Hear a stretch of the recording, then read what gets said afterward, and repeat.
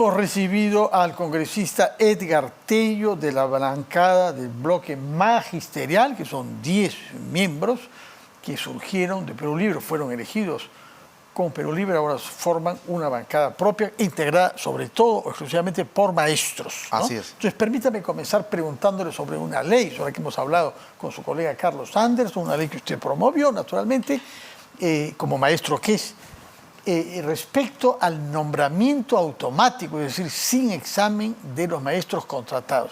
Quisiéramos saber a cuántos maestros puede beneficiar esta ley. En primer lugar, buenas noches, Fernando. Buenas noches, congresista Edgar Tello. Y agradecer por la invitación y quiero desmentir, ¿no? Porque es totalmente falso que no hay nombramiento automático. Sería lo ideal, ¿no? Yo le hago recordar que el año 94, Sí. en el gobierno de Fujimori, se dio el nombramiento automático. Sí. En octubre del año 94. Y aquellos que no pudieron acceder al automático pasaron un concurso público nacional y que se dio un examen en la UNI y por estricto orden de mérito en ese tiempo lo ubicaron de acuerdo a las UCES. Sí. Y se adjudicaron de manera transparente en ambientes grandes, seleccionaban las plazas. La tecnología ha avanzado. Ya, de eso hace 30 años, ¿no? Claro, la tecnología ha avanzado y debería ser mucho mejor, ¿no? Yo veo que ahora se ha complicado más. Pero esta ley, explíqueme, porque lo que estamos viendo es que hay exámenes y que los maestros se preparan y hacen un esfuerzo enorme y que han aceptado el principio de la meritocracia. Y hay quienes aprueban los exámenes y se benefician de los puestos de nombrado. Y de pronto ustedes hagan una ley que le saca la vuelta a ese concurso y termina siendo como una burla para el esfuerzo que han hecho sus colegas que se han preparado para ese examen costosamente y dejando sus pestañas durante las noches. Yo le digo que es falso porque este nombramiento es excepcional. Hay que recordar que hay 2 nombramientos excepcionales que se han aprobado en el Congreso por impulso de nuestra bancada y otros congresistas más, ¿no? Primero, una evaluación excepcional para CETPROS, que es un promedio de 3.000 maestros los beneficiados. Y la segunda ley, que es para educación básica, en el marco de la ley de reforma magisterial, es para aquellos que tienen mínimo 3 años de servicio o más años, título profesional, y haber rendido la evaluación de la prueba única nacional. Es decir, tienen que pasar por una prueba única nacional. ¿Cuántos no van a es ser? cierto ¿Cuántos de son? que sea automático, ¿no? ¿Cuántos son? Bueno, de postulantes hay muchos. Hay más, el último censo se ha visto, última convocatoria, más de 200.000 postulantes. Pero eso depende, para dar el examen. Depende ahora sí. de cuántas plazas vacantes presupuestadas y orgánicas presente el ministerio. Porque hay que tener en cuenta también una aclaración a la opinión pública de que se está llevando a cabo un proceso de nombramiento en el cual ese proceso está presupuestado para 86.000 plazas de este año. Plazas para los que pasan orgánicas. Para los que pasan los concursos, en principio. Bueno, y es claro, porque han pasado una prueba única nacional. Sí. No, pero además, y los maestros, le digo, ya rindieron la primera prueba. Faltaba la segunda, que es la evaluación en el aula o la clase modelo. Sí. Y que el exministro Becerra prácticamente se burló de los maestros, suspendió la evaluación porque no le gustó que aprueben más de 40% de maestros y lo ha puesto para el próximo año. Usted sabe muy bien que los presupuestos son anuales y presupuestos que no se invierte para el fin para el cual ha sido destinado ese presupuesto revierte al Estado. Es decir, no quieren que se nombren los profesores. Entonces, ese proceso está en marcha y deberían replantear el Ministerio de Educación y ser sinceros en nombrar a los maestros y no tenerlos mendigando pero en las nombrarlos sugeles. todo el mundo quiere. No, pero en los que han principio concursado, a través de un examen específico. Pero en este concurso ya dieron su evaluación. Pero si no se ha llevado a cabo la segunda parte del examen. No, la primera ya dieron su evaluación los profesores. La segunda parte, por eso les digo, tienen que continuar el plan, el cronograma que tiene establecido y este año debe nombrarse. Y la segunda parte, esta segunda ley que se acaba de aprobar por mayoría, justamente es el nombramiento excepcional, que es otro proceso en el cual el Ministerio de Educación, a través de la ADREL y las SUGELES, se inseren en las plazas y puedan dar la mayor cantidad de oportunidad, porque ¿cómo es posible que a los maestros lo tengan 10, 15, 20 años en contratos? El año, mire... En general, trabajadores, ¿no? Está mal, en general, y sin que no haya derechos. estabilidad laboral, Claro, y que no haya derechos. Mire, el 2014 y el 2015 despidieron a los directores de sus cargos. El 2015 despidieron a maestros bajo el pretexto de interinos, ¿no? ¿Y quién era la directora nacional de evaluación docente en ese año? Era una señora bachiller, la señora Juliana Espinosa, era una bachiller. O sea, los que se oponen al nombramiento y al reconocimiento de la labor de los maestros son aquellos que no cumplen la meritocracia, Bueno, son bachilleres. ¿Cuántos bachilleres hay en el ministerio? Funcionaria y no maestra de agua. Pero hemos tiene que comprendido dar el ejemplo entonces del ministerio, por qué ha pues. promovido usted esa ley. Pasemos a algo político entonces, Ya, que es no la hay problema. elección de la mesa directiva. ¿Con qué bancadas están en diálogo ustedes, los del bloque magisterial y otras bancadas surgidas de Perú Libre, para buscar una mayoría en la mesa directiva? Lo que debo decir que estamos en un espacio político y aquí en la elección de la mesa se gana con votos. Y hay que conversar con todas las bancadas, ¿no? Porque Con todas. La suma de los votos van a hacer que justamente la plancha que podamos consensuar sea la que gane, ¿no? Nosotros somos un bloque de maestros que siempre hemos aspirado a que tengamos la presidencia de la Comisión de Educación y, ¿por qué no?, también ser parte de la mesa directiva. Pero esa es parte de las conversaciones que estamos ¿Bajo qué sosteniendo. condiciones van a esas conversaciones? ¿Cuáles son las líneas rojas que ustedes no van a pasar en hacer concesiones con el objetivo de obtener un puesto en la mesa directiva y, por qué no, la presidencia? Considero de que uno de los puntos fundamentales del consenso es el fortalecimiento de la democracia y el fortalecimiento también el fortalecimiento y la defensa del fuero del poder legislativo, ¿no? Porque hemos visto que se agrede a los congresistas y prácticamente se hace con algunas informaciones. Habla por Edwin Martínez. No solamente él, ¿no? Mi solidaridad con el congresista Sí. Edwin Martínez, sino que a veces con alguna información que algún sector de la prensa desinforma, genera de que prácticamente la población le pierda el respeto a los congresistas, Pero ¿no? si es que Y se la le pierde autoridad- respeto porque la prensa dice es que no había mucho fundamento para ese respeto. Hay muchas personas criticadas severamente por la prensa que mantienen su respetabilidad. Yo creo- Hay otros, en razón de muchos sueldos, en razón de muchas cosas que hemos visto en el Congreso, que efectivamente se vuelven cuestionados. Pero no le atribuye usted a la prensa lo que de pronto tiene que ver No, con faltas. porque mire, ya son cosas que están en investigación, ¿no? Sí. Años atrás, sin ir muy lejos, en el gobierno del APRA se veía los diezmos que los militantes daban a sus partidos, ¿no? Y eso indudablemente es una práctica que se aplica en los partidos. O sea que indudablemente que hay una manera de organización y eso creo que de alguna manera en algunos partidos se Pero maneja, usted ¿no? pretende justificar lo que se haya podido hacer ahora en base a una supuesta práctica hecha por partidos antes.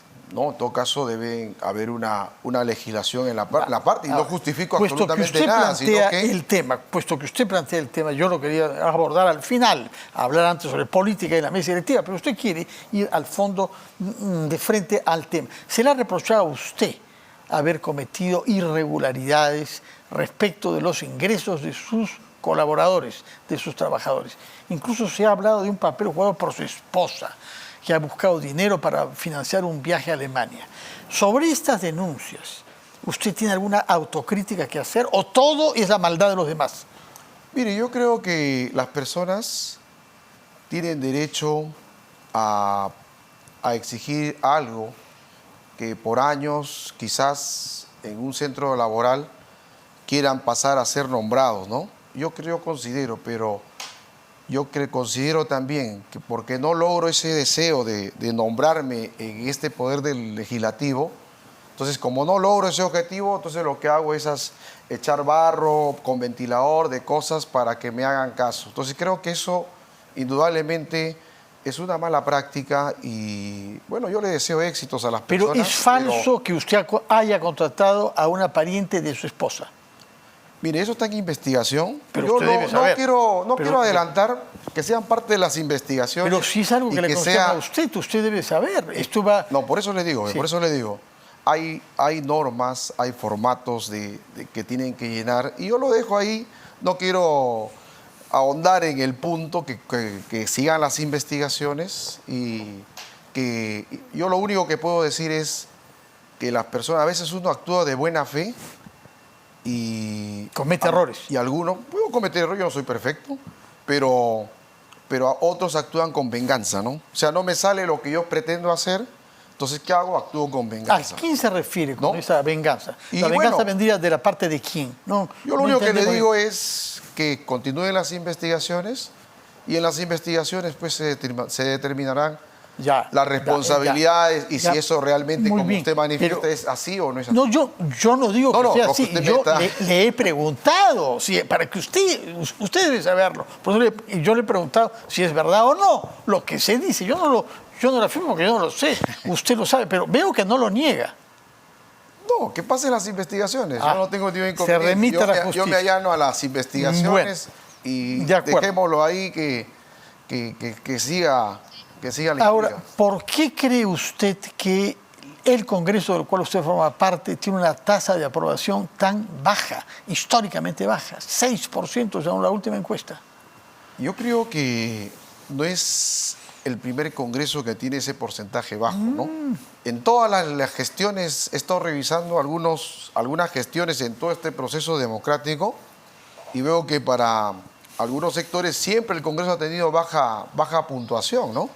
Y lo otro también que yo manifiesto es de que también esos porcentajes que sacan algunas encuestadoras, digamos, también no son reales, porque ¿cuántos habitantes tiene nuestro país? Tiene 33 millones de Sí. habitantes. Y las muestras de las encuestadoras, porque... Es el estándar internacional, ¿ah? Pero ¿cuánto es la muestra, no? Yo veo que... De 1.200. Yo veo, 1.200. ¿no? 1.200 personas. Yo pregunto, 1.200 personas representa a 33 millones No, de peruanos, pero se hacen pero cuando previsiones. se ponen las encuestas se pone grandazo los números, 95% Bueno, pero de son peruanos. previsiones electorales En todo caso- que han funcionado para las elecciones. Todas las previsiones que En la década del 90, en los Vladivideos, veíamos cómo No, se no, compraban pero- las encuestadoras, ¿no? Entonces, eso creo que no es proporcional a veces, y le ponen números más grandes y a las muestras le ponen números más entonces, pequeñitos. no nos va a decir nada sobre lo que usted podría No, yo formular creo como que la autocrítica. población tiene que evaluar a los congresistas por sus acciones, por su trabajo, ¿no? Y creo que la población debe criticar y evaluar eso. Y bueno, es A parte través de la también prensa también, ¿no? Usted reconocer el derecho de la prensa. No, está bien. La prensa tiene derecho a informar, a comunicar, pero ya algunos sectores de la prensa ya se vuelven fiscales, se vuelven Usted jueces, ¿no? nos ha dicho que el objetivo principal de la mesa directiva que será elegida y para la cual están ustedes tratando de buscar candidaturas, tiene como tarea principal consolidar nuestra democracia. ¿Usted cree que Pedro Castillo atentó contra ella?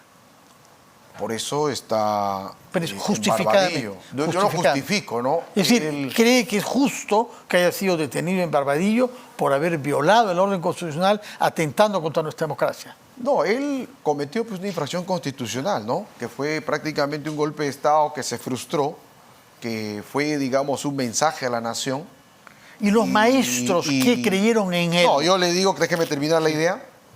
Y bueno, considero de que no podría de repente estar preso, sino poder llevar, digamos, el proceso en libertad, ¿no? Y eso creo que es lo que muchos sectores piden Dejémoslo a sectores. la justicia, como usted decía, No, claro, por los temas no, que se le aproximan a mi usted. punto Muy de bien. vista, ¿no? Ya. Pero lo que sí, el 7 de diciembre cometió una infracción constitucional. Los maestros que creyeron en él, que votaron por él, que lo respaldaron, ¿cómo reaccionan ante este hecho que usted está reconociendo una violación constitucional cometida por Pedro Castillo, intentar un golpe de Estado?